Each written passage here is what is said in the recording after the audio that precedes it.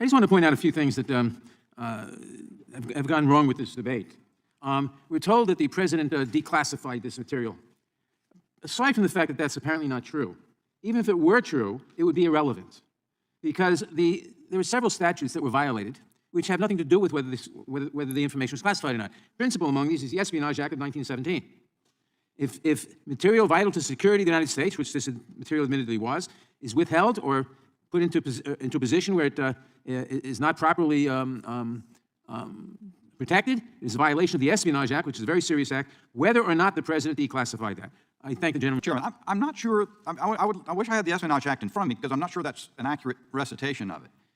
The Espionage Act would prohibit disclosing information to an enemy, but there's no hint of an allegation that occurred here. The question is that the information was at Mar-a-Lago.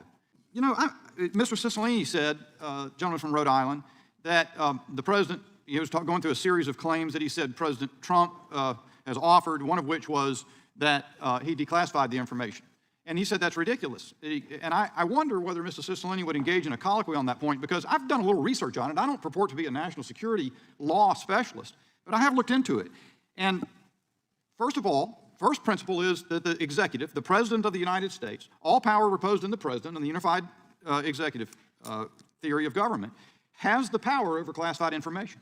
It's not governed, except for nuclear secrets, which is governed by statute. Everything is governed by an executive order. President Obama replaced President Bush's executive order in 2009. But every president retains the power to dispose of, in the manner he sees fit during his term of office, classified information, to determine whether it should continue to remain confidential. So, for example, Politico has reported, now Politico not a terribly reliable source, but it is reported that, that the reason Scooter Libby wasn't prosecuted for disclosing Valerie Plame's identity, confidential information, is because he was directed to do so either by the vice president or the president at the time. And that would have made it unclassified information, even if there was no formal process. So I wonder how it is. Let's say that in President Trump's records, of course, another thing, members on the committee today have asserted that the president's done this with highly, I think was Ms. Dean's term, classified information, very valuable information. Well, how do you know it is? I mean, the fact that it's just marked, or it's got markings of secret, doesn't say that it's highly damaging or dangerous information. Anything else you know about it? The gentleman yield on that point? I will, just if you'll give me one more second to finish that point. How do you know? I mean, if you know anything, it's based on leaks by the FBI to the Washington Post. And so I don't really, frankly, take that at face value. Mr. Biggs, you asked if I would engage in a colloquy. The answer is yes, if you were serious. Mr. Bishop, I'm sorry. Yeah, I'll yield for a bit. I want to try to get another comment, but go ahead. Yeah, no, I just wanted to answer your question with respect to the declassification. I don't dispute that you are correct, that a president has the power to declassify documents. But what we now know is that that process, there's an established process to declassify documents. That was not followed. And in fact, Trump's own lawyers don't make that claim in court that they were declassified. For the purpose of advancing the colloquy, not for diminishing it, let me ask you this question. What regulation do you refer to? I've seen in a number of media reports, they say, but the president would have to go through a process. I've looked to see where that is. I cannot find any law that compels the president to follow a process in deciding to declassify. Merely deciding to put the records, copies of records among his personal, it appears to me, would do it. So what is the regulation, Mr. Cicilline? I didn't say there's a law. I said there is a process that has been established that every single other president has followed in order to declassify documents. You don't just get to take them home and retroactively say, when you get caught, oh, I declassified them, you caught me. I think that's not a process. Possibly illuminating, because you've asserted that there's a process. So what you mean is that other presidents have followed a process, but I gave you the example of the Scooter Libby situation in which they didn't. And there's no reason, if this president decided not to, it's his constitutional authority not to, from what I understand. And I think it's useful to hear these things back and forth, because what comes out in this committee is, you said he did something that appears to be illegal. It's not illegal. It might be not what Barack Obama did, but it's not illegal. But Mr. Bishop, the National Security Council has to be made aware when a president declassifies documents. It can result in the death of Americans who are keeping us safe.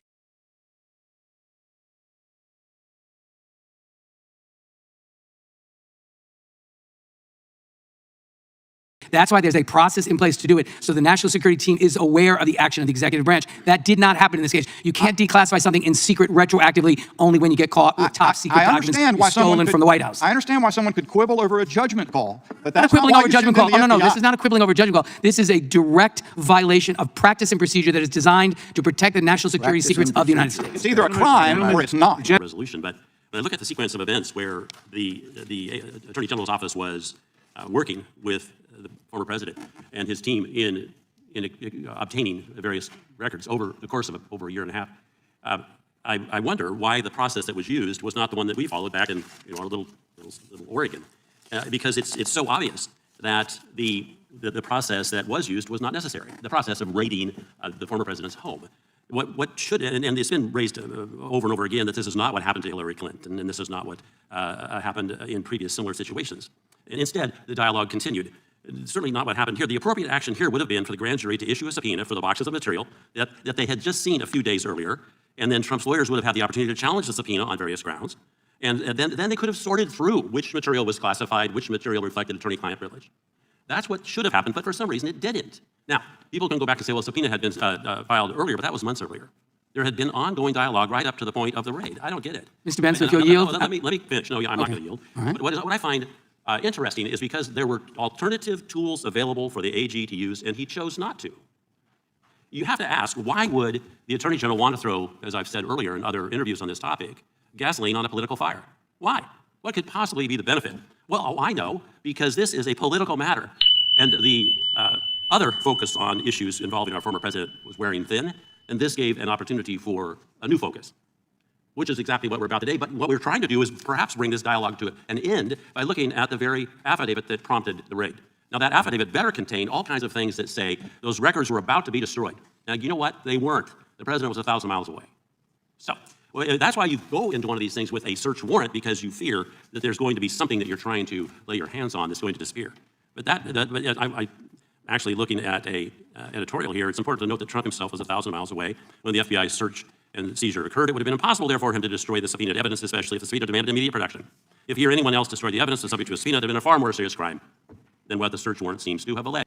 Execution of a criminal search warrant against a former president's residence when there were other legal options available to solve the problem. Because I do think there's excess rhetoric, but I think when you go back and forth and you stop talking past each other, there are very serious issues to be examined in the conduct of the FBI and the DOJ. And this committee is responsible for that. This wasn't the situation that caused the Department of Justice and the FBI to go to a federal judge and seek a lawful order authorizing the search was because of all the other efforts had been unsuccessful. After almost more than a year of pleading and negotiating with the former president and his legal team that they returned documents that the former president stole that don't belong to him, they misrepresented that he had turned everything over. They had not. They misrepresented that they were not in possession of classified documents. That was not true. They sent a subpoena, which is a lawful order compelling you to do something. They did not comply with that law by producing the documents. Their only remaining mechanism to, in fact, collect these documents that, if revealed to our adversaries, could result in the death or serious danger not only to individuals but to national security. We have a weaponized Department of Justice and FBI on everything, including of the course of, I mean, think of this. How about including the break-in of my home concerning the so-called document hoax case? This is a new hoax, the document hoax. Just look at how every other president has been treated when they left office. Very interesting. They've been given all the time, these are other presidents, all the time needed, because you're supposed to have as much time as you need, and complete deference when it came to their documents and their papers. Take as much as you need. Barack Hussein Obama moved more than 20 truckloads, over 33 million pages of documents, both classified and unclassified, to a poorly built and totally unsafe former furniture store located in a rather bad neighborhood in Chicago, with no security, by the way.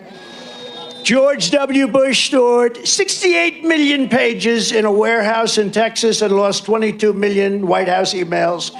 He lost 22 million emails. Can you imagine if I lost 2 emails and say this is terrible? It must have been nuclear in those 2. Covering the Iraq invasion. He didn't want to hear about the Iraq invasion. It was one of the worst decisions ever made, and he lost 22 million. Can you believe that? We're talking about million pages, and they're coming after me. But they're still looking for them. They're still looking for those pages. Bill Clinton took millions of documents from the White House to a former car dealership in Arkansas. We love Arkansas, I can tell you. We won Arkansas both times also. And kept classified recordings in his sock drawer. How about that phony story? I'm sitting in the back of the Beast. And I said, take me to the Capitol. Grabbed his arm, said, "Sir, you need to take your hand off the steering wheel. We're going back to the West Wing. We're not going to the Capitol." Mr. Trump then used his free hand to lunge towards Bobby Engel. Oh, sir, can't do it. So I grabbed the steering wheel to commandeer the car. And he rebuffed me, she said. He rebuffed. Interesting word. He rebuffed me, yeah, like this. And I started to choke him. I felt, you know, when the story came out, some people said, I never knew you were that strong physically. To think that I'm going to be jumping into the seat, grabbing a wheel, being rebuffed, grabbing this big, powerful guy, his neck is like this, and grabbing, I'm going to take him. Oh, boy, oh, boy, oh, boy, what we have to put. And guess what? The Secret Service put out an announcement, which they never do, put out an announcement that it never happened, which everyone knew anyway. I'm Mark Levin, and this is Life, Liberty, and Levin. Because it's not only an abomination in and of itself, but it's more evidence that illustrates the tyranny that is spreading. We're in a battle right now in this country between liberty and tyranny. That's the distinction. It's not even a party distinction. And it is an ideological distinction. What kind of a country do we want to live in? You have a Department of Justice headed by radical political apparatchiks. Not just Merrick Garland, but under Merrick Garland, names you've probably never heard of before. The Deputy Attorney General is probably the #1 Svengali in the Department of Justice, Lisa Monaco, longtime Obama operative. Vanita Gupta, radical leftist. Kristen Clark, radical leftist. She's the Assistant Attorney General for Civil Rights. Kenneth Polite, the Assistant Attorney General for the Criminal Division, and the U.S. Attorney in Washington, D.C., Matthew Graves. These people make up the cabal, if you will, the Department of Justice Politburo that is making decisions about the future of this country and are using the law in a way that we were told would create tyranny. Frédéric Bastiat was a brilliant French philosopher. He only lived to about 50. As I recall, he died of tuberculosis. He was one of the favorites of Ronald Reagan. And he wrote, "The law perverted, and the police powers of the state perverted along with it. The law, I say, not only turned from its proper purpose, but made to follow an entirely contrary purpose. The law becomes the weapon of every kind of greed. Instead of checking crime, the law itself is guilty of the evils it is supposed to punish." In his treatise, The Law, Frédéric Bastiat. And that is exactly what's taking place today. I want to read something to you. It is the Soviet Constitution of 1934 in my book, Emeritopia, several years ago. It's a fantastic constitution. I think I mentioned this to you many years ago, early on in this program. Article 118, citizens of the USSR have the right to work, that is, a guaranteed right to employment and payment for the work in accordance with its quantity and quality. Article 119 of Stalin's Constitution, citizens of the USSR have the right to rest and leisure, the institution of annual vacations with full pay for workers and employees, and the provision of a wide network of sanatoria, rest homes, and clubs for the accommodation of the working people. Article 120, citizens of the USSR have the right to maintenance in old age and also in case of sickness or loss of capacity to work. And this right is ensured by the extensive development of social insurance of workers and employees at the state expense, free medical service for the working people, and the provision of a wide network of health resorts for the use of the working people. Article 121, citizens of the USSR have the right to education. The right is ensured by universal compulsory elementary education, by education including higher education being free of charge, by the system of state stipends for the overwhelming majority of students in the universities and colleges. And it goes on, talking about free speech, freedom of association, freedom of religion. It's one of the finest constitutions you could ever read. And it never, ever existed in reality. And in fact, why? Because the entire communist system lacks virtue, it lacks integrity. It is corrupt from beginning to end. It is an impossibility. And so what purpose did it serve? It served the purpose of those who wanted power, who took power, and who used their power at all costs to keep their power. And Russia today is an offshoot of the old Soviet Union. Why am I even mentioning this? Well, let's take a look. Let's look at our Constitution, if we may, right here. And let's look at our Bill of Rights. And you tell me if any of this is under attack today. The First Amendment. Congress shall make no law respecting an establishment of religion, or prohibiting the free exercise thereof, or abridging the freedom of speech or of the press, or the right of the people peaceably to assemble and to petition the government for a redress of grievances. Well, first of all, free speech is clearly under attack. The government has been working with big tech and the big oligarchs from the Silicon Valley. The government has also putting out propaganda endlessly, and it's been doing this for 100 years, but it's really come to a pinnacle today, hasn't it? What else? A well-regulated militia, Second Amendment, being necessary to the security of a free state. The right of the people to keep and bear arms shall not be infringed. And yet we have a president and a Democrat Party that seek to infringe it every week by executive order, by legislation, by propaganda, any way they can. Let's move on. The Third Amendment, no soldier shall in time of peace be quartered in any house without the consent of the owner, nor in time of war, but in a manner to be proscribed by the law. The Fourth Amendment, the right of the people to be secure in their persons, houses, papers, and effects against unreasonable searches and seizures shall not be violated, and no warrants shall be issued but upon probable cause supported by oath or affirmation, and particularly describing the place to be searched and the persons or things to be searched. This amendment was violated the other day when Lago was raided. A hack judge, a master, if you will, signing off on a warrant that was prepared by the Department of Justice, an outrageous assault on a former president and likely candidate for president again against the very administration that raided his home. And for what? The Fifth Amendment, no person shall be held to answer for a capital or otherwise infamous crime unless on a presentment or indictment of a grand jury, except in cases arising in the land or naval forces and so forth, may not be deprived of life, liberty, or property without due process of law, nor shall private property be taken for the public use without just compensation. We have people rotting in a jail in Washington, D.C. who haven't seen the inside of a courtroom yet, and they're rotting there on minor misdemeanors, on parading and trespassing. I'm not talking about violent rioters. I'm talking about everyday citizens, a 69-year-old grandmother who's receiving cancer treatments given 60 days. While up in New York City and most of our other cities, people are brutalizing. People are arrested 100, 150, 200 times in the front door, out the back door. You might say that's because we have two systems of justice. No, we have one system of justice. It's injustice. And the application is what's inconsistent, which I'll get to in a minute. There are other parts of the Bill of Rights, but the 10th Amendment, the powers not delegated to the United States by the Constitution nor prohibited by it to the states are reserved to the states, respectively, or to the people. And that is under attack. That's why the Supreme Court constitutional justices are being threatened, and people are now at their homes threatening them, and we have an attorney general who will not enforce federal criminal law against them, and that's where I want to come down here. 2 FBI offices were involved in Washington and South Florida. The U.S. Attorney's Office in Washington, Matthew Graves, a radical Democrat. His wife is a radical Democrat. You don't appoint radical Democrats to the Deputy Attorney General, Associate Attorney General, Assistant Attorney General for the Criminal Division, Assistant Attorney General for the Civil Rights Division, and the U.S. Attorney for the Washington, D.C. District. The National Archives is in that U.S. Attorney's District, as is the January 6th issue. And so we're being manipulated. Our law is being manipulated. We have an Attorney General who sues states when he disagrees with their position on abortion, even though the Supreme Court said, and the 10th Amendment says, it's a matter up to the states. They're trying to change voting in the states to accommodate their party so they can keep power and expand their power. So they sue states under phony claims under the Voting Rights Act.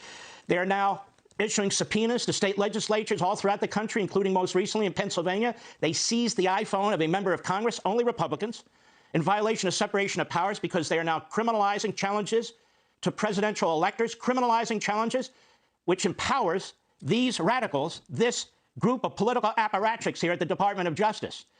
And they're doing it before the midterm elections, and they're doing it fairly close to the 2024 elections to send a message, ladies and gentlemen. That's exactly what they're doing. Now, what do they want? I wrote a book called American Marxism for a reason. Now, let's look at what Marx says, because many of these people, you may not believe it, they're not liberals, they're not progressives, they're Marxists and neo-Marxists. Marxists of a Leninist sort or neo-Marxists of an American sort. What did Marx say? Number one, abolition of property and land and application of all rents of land to public purposes. Just look at these tax bills. Look at these regulations. Look at what they did at the virus. You can't collect your rent and so forth. Where in our Constitution does the federal government have this kind of power? In fact, where in your state constitutions do the states have this kind of power? Number two, a heavy progressive or graduated income tax. We certainly have that. Number three, abolition of all right of inheritance. We certainly have a lot of that going on, and a push to absolutely eliminate the ability to pass what you've earned with your labor, with your sweat and your tears to your children. Centralization of credit in the hands of the state by means of a national bank with state capital and an exclusive monopoly. That would be the Federal Reserve Bank, the Federal Reserve Board, which is destroying our monetary system in order to permit and in order to subsidize the fiscal destruction that these people are doing in their debt and deficit spending. What else? Centralization of the means of communication and transport in the hands of the state. Wow, centralization of the means of communication. I wrote a book called Unfreedom of the Press. Our media is a one-way media. It is an appendage of the Democrat Party, and the Democrat Party is an appendage of centralized government. The bureaucracy and the Democrat Party are one and the same. The media and the Democrat Party are one and the same. Our colleges and universities and the Democrat Party are one and the same. And the Democrat Party has become, at long last, a party that hates America and hates the Constitution. Others. Number 9, combination of agriculture and manufacturing industries, gradual abolition of the distinction between town and country by a more equitable distribution of the population over the country. We've talked about this. How HUD and the federal government wants to change our zoning laws to eliminate the suburbs. Well, there it is, number 9. Number 10, free education for all children in public schools. Now, why do they want to do that? Critical race theory, transgenderism, anti-capitalism, anti-Americanism. There's a reason why the Democrat Party and the press in the summer of 2020 not only refused to condemn the violence, the attack on our founding, the attack on our monuments, the attack on our history. There's a reason why they pretend critical race theory doesn't exist, but then embrace it and promote it, because they want to indoctrinate our children. And then finally, what is also said in the Communist Manifesto, but not in these 10 points, the elimination of the traditional nuclear family. By God, they're certainly doing that, aren't they? And then, of course, what others have said who've lived under totalitarianism, changing the language. A recession's not a recession. Inflation at 8.5% is zero inflation, don't you know? Women aren't women unless we can say they're women for historical firsts. And we could go on and on and on with the propaganda that we're told that we must comply with and regurgitate.